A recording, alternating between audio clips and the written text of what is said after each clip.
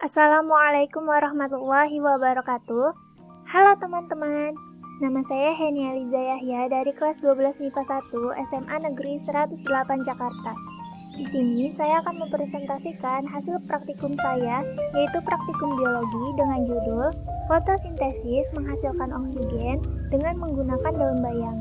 Mari simak videonya ya teman-teman. Pertama, saya akan menjelaskan tentang tujuan praktikum. Apa sih tujuan praktikum ini? Tujuan praktikum ini yaitu membuktikan adanya oksigen sebagai hasil fotosintesis dengan benar setelah melakukan kegiatan praktikum tersebut.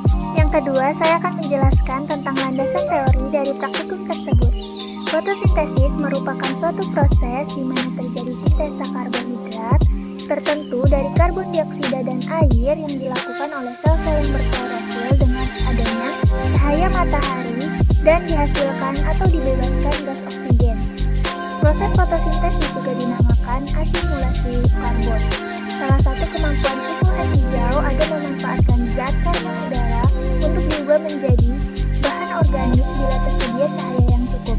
Fotosintesis juga merupakan proses pembakaran dalam tubuh tanaman yang akan menghasilkan oksigen yang berfungsi untuk proses pernapasan pada manusia.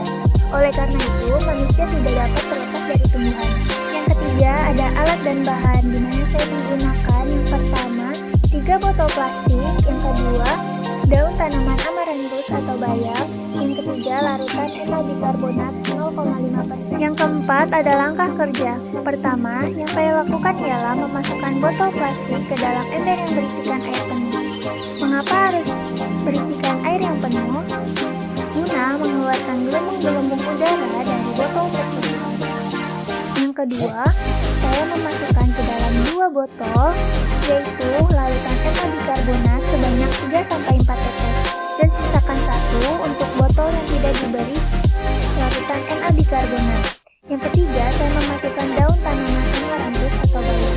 Yang keempat, saya menutup rapat botol tersebut, dan yang kelima, saya mendapatkan 3 bahan, yaitu yang pertama, saya letakkan di tempat yang terkena cahaya matahari dan diberi larutan ethyl bikarbonat.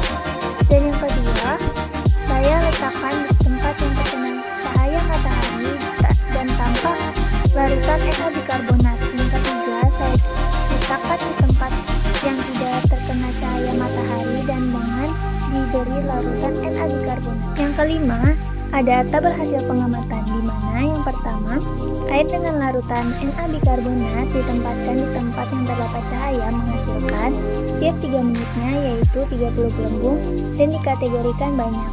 Yang kedua, air tanpa larutan Na bikarbonat ditempatkan di tempat yang terdapat cahaya menghasilkan tiap 3 menitnya yaitu 11 gelembung dan dikategorikan sedang. Yang ketiga, air dengan larutan Na bikarbonat ditempatkan di tempat yang tidak terdapat cahaya, tidak menghasilkan gelembung. Yang keenam, yaitu analisa data. Dari hasil data percobaan fotosintesis yang saya peroleh, dapat saya uraikan sebagai berikut.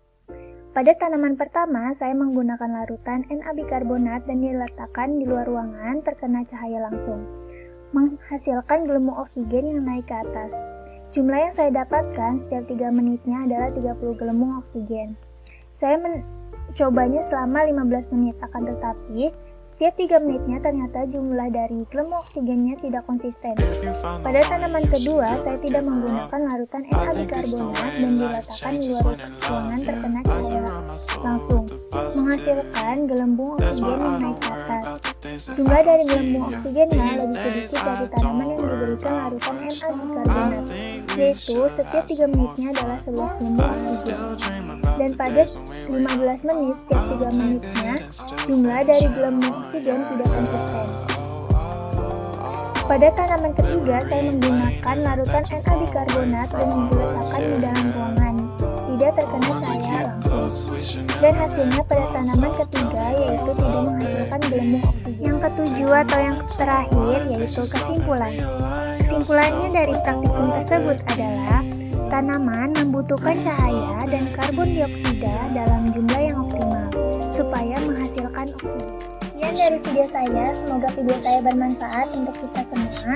Kurang lebihnya mohon maaf. Wabillahi taufiq wal hidayah. Wassalamualaikum warahmatullahi wabarakatuh.